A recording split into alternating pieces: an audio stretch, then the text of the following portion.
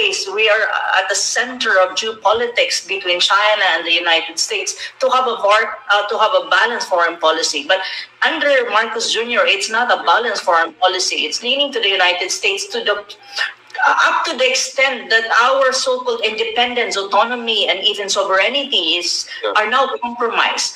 And what are the manifestations of this? First and foremost, you have an additional EDCA/US bases in the country. Before it was 5, now it's already 9, and there's even some kind of rumors that it's not necessarily 9 only. It's around 17, but the only one declared are 9. And if you really look at where this U.S. EDCA bases or military bases are located, they're located in sensitive areas. And what are the sensitive areas that I'm talking about? It's near Taiwan Strait or facing the South China Sea.